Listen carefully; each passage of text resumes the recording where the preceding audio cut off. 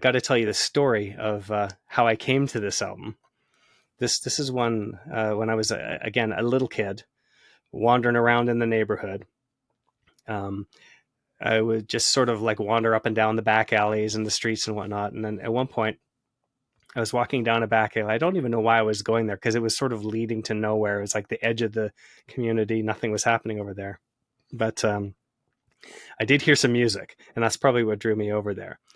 And I sort of walked up and I saw this neighbor in his late teens, early 20s, probably late teens. He had an orange Pinto, and he had it jacked up, and he was working on it, and he was just blaring this album at the top of his stereo's capability. And I was like, what is this? This is so weird. Why are you listening to this?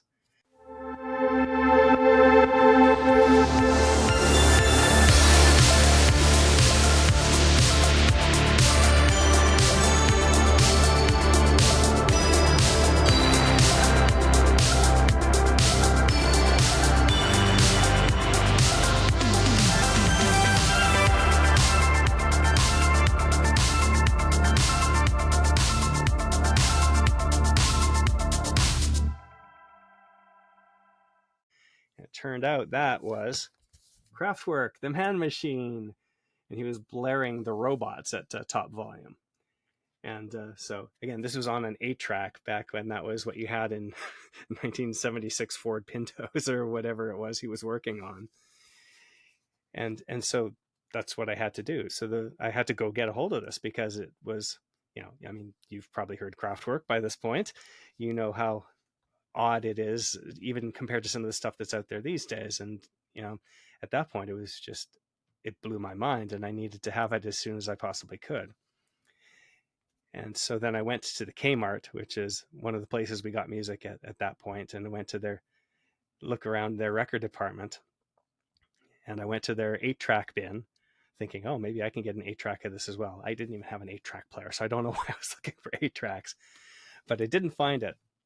But I did find a different one called Exceller 8, which was, again, by Kraftwerk, but it was some of their earlier albums. And these are albums that they've since actually disowned. They don't even acknowledge that they exist anymore when they're talking about their own back catalog. And this is when they were more what was known as a krautrock band. So not they had some electronics involved, but that wasn't all it was. So they had flute, they had real bass, real drums. They weren't pretending to be robots or electronic people or anything like that. They were just a band doing groovy music.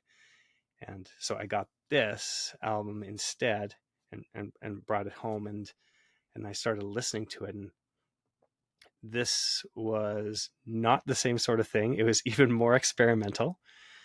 There was one track on it called Von Himmel hoch, from High Heaven, which sounded to me, which I described at the time, like flying lawnmowers going overhead and then crashing.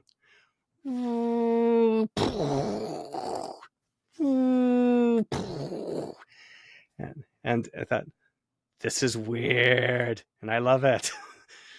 But I did go back and I did manage to finally get a hold of the Kraftwerk Man Machine album, probably at the Country Music Center again, because that's where I got most of the more interesting things at that point.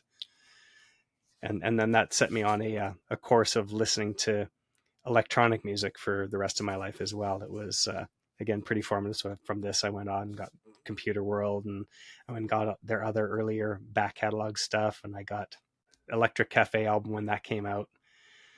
And I'm still doing it to this day. Saw them in Toronto. They're one of the few bands I've actually gone to a stadium concert for. It was at the Ricoh Coliseum, and they had I don't know if you know, they have a song called Tour de France about bicycling, and they actually had at that show a track set up around the entire stadium. And when Tour de France came out, a bunch of cyclists came out and did a loop around the crowd. And they had the robots, the ones out there on stage doing the thing, and they had all the electronics and the graphics behind them, and they're all at their podium just sort of pushing buttons. definitely seemed like the future then, and it seemed like the future now. Although I did notice at the time they always seemed like they were so ahead of the curve, and they were talking about computer dating back on their 1981 album Computer World. They were talking about electronic banking. They were talking about all that stuff that has basically come to pass now.